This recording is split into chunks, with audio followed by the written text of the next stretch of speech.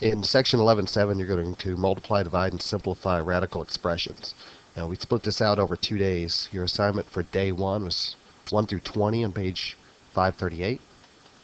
And your assignment on day 2 is on 539. That's 21 to 48 multiples of 3. I'm going to run through the examples and a couple of the samples and assignment problems with you.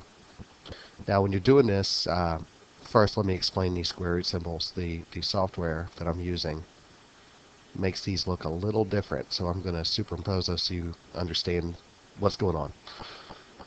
When you do this, here's your process. You've got a couple of coefficients here. You've got 3 times the square root of 2, and you've got 4 times the square root of 18. You can take 3 times 4 and go ahead and make that 12. And actually, you can take the 2 and the 18 and multiply those together as well. Now, sometimes you want to do that, sometimes you won't. There's more than one way of doing this. But in this case, if I think about 2 times 18, I get 36. 36 has a perfect square root of 6. And that's going to multiply by the 12. So your answer is going to be 72. Now, another way of looking at that problem, if I go back to the original problem, 3 square root of 2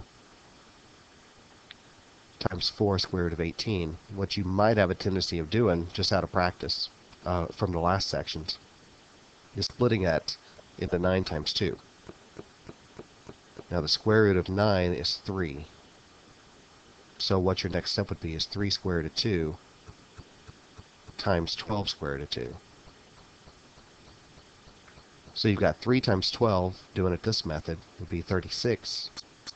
And square root of 2 times square root of 2 gives you 2, or you might look at it as square root of 4. Now the square root of 4 is 2. And then, of course, 2 times 36 will take you back to the answer we got in the first way, which is 72.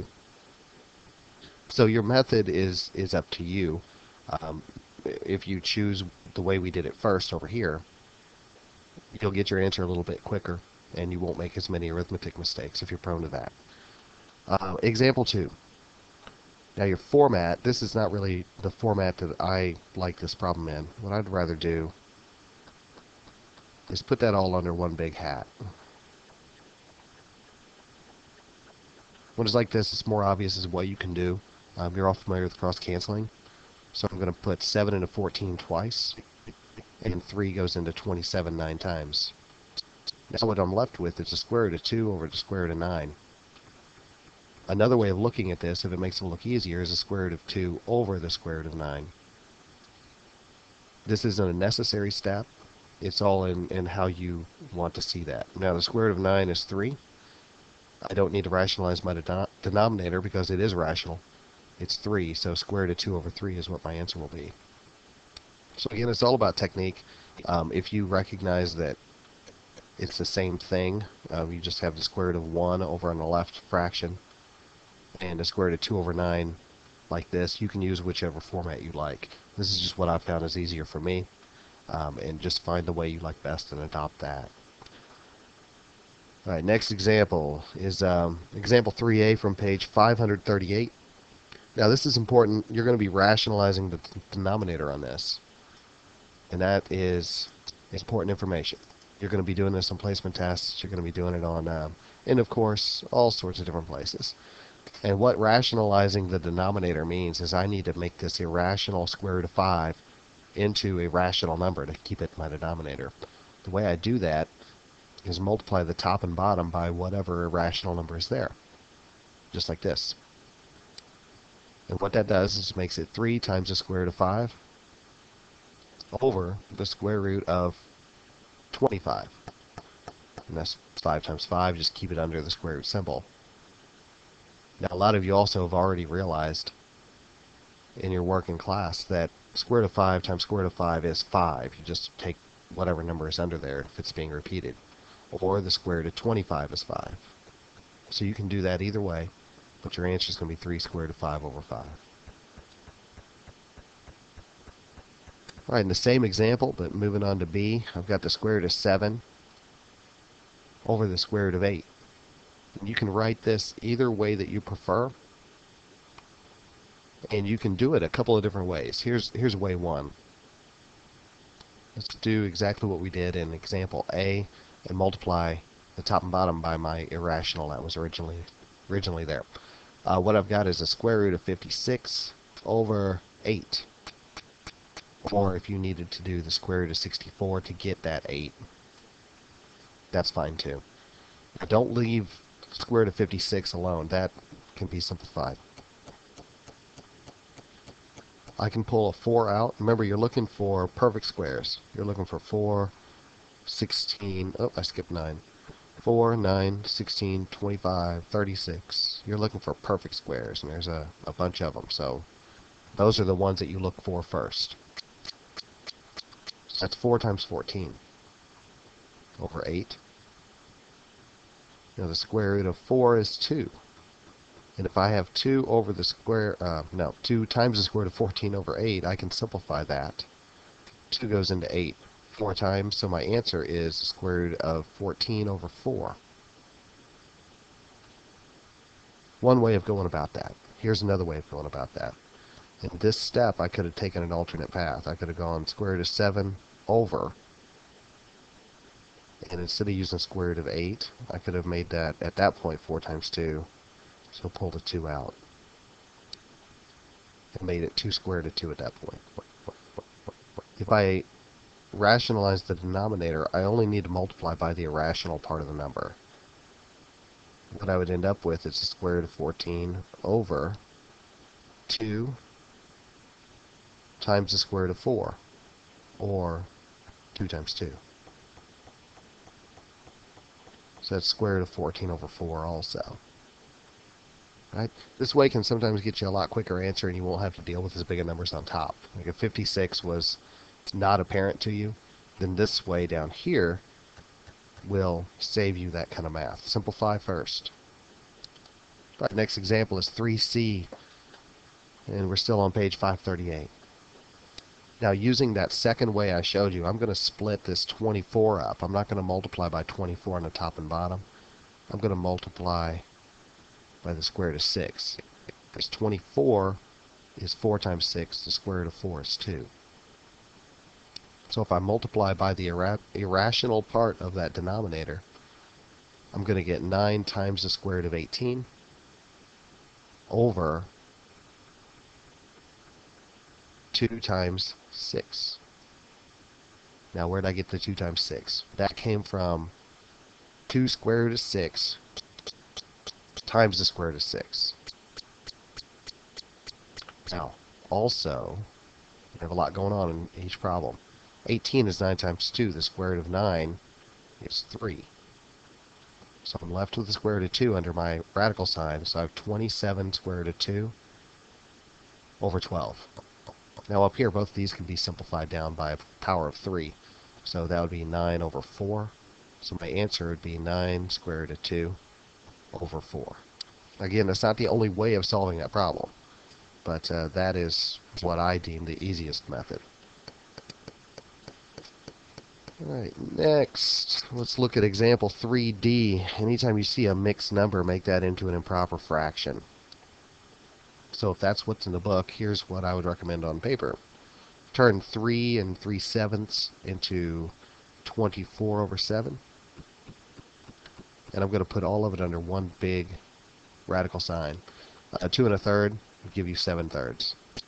And simplify. The 7s are going to cancel to 1s. 3 goes into 24 8 times. So what you're left with is the square root of 8. I don't need a 1 under it. I don't need the square root of 1 under it. We know it's a whole number.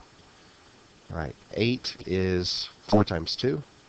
And the square root of 4 is 2. So your answer is simply 2 square root of 2.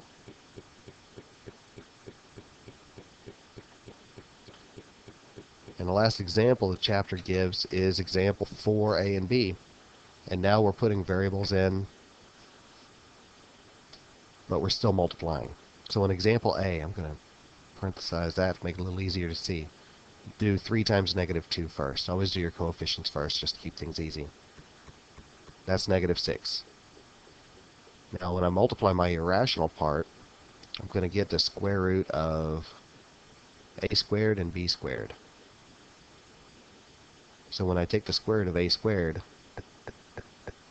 I'm going to get an a When I take the square root of b squared, I'm going to get a b. So my answer will be negative 6ab. And we can put those around it if we want to. The book isn't presenting that, so that is completely optional. In fact, not even needed in this section due to how this works out. B. This is a distribution problem. Now it's distribution because you have a negative sign here. Anytime you have two terms separated by a plus or minus sign, you're going to distribute. So you're going to do negative r times 5 first. It's simply 5 times the square root of r minus the square root of r times the square root of r, which is simply r. Right? Now that second step, the square root of r times the square root of r, if you're still having trouble with that, essentially that would be the square root of r squared. This squared is going to cancel with that square root symbol, therefore giving you just r by itself. So this is what that simplifies down to.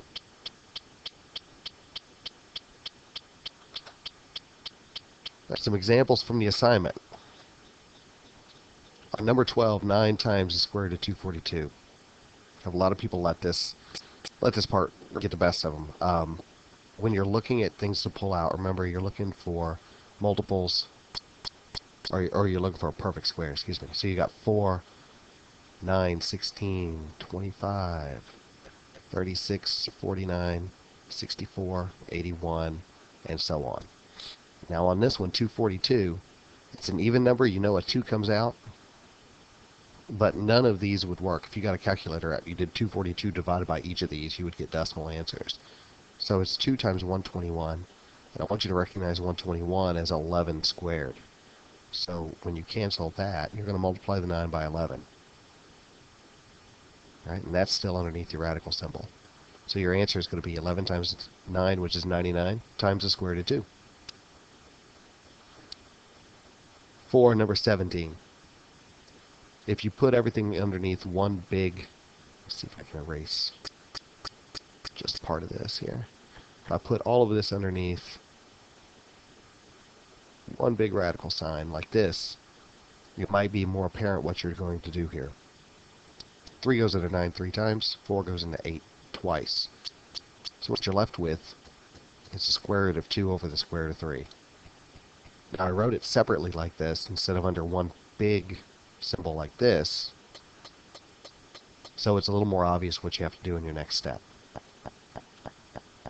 This is a rationalizing the denominator problem. I'm going to multiply by the irrational denominator on top and bottom, which gives me the square root of 6 in my numerator and gives me a 3 in my denominator. Number 21, it's going to be the same process. I'm going to simplify without putting it under one radical sign. So I'm going to have the square root of 5 on top. So my next step is going to be square root of 5 over square root of 13. I can't leave that square root of 13 there. Rationalize the denominator. So 5 times 13 is 65. There's nothing you can do with that. And put it over 13, and that's it. Number 36. Multiply these first. Negative r times negative s gives you a positive rs. Now multiply what's underneath the radical signs.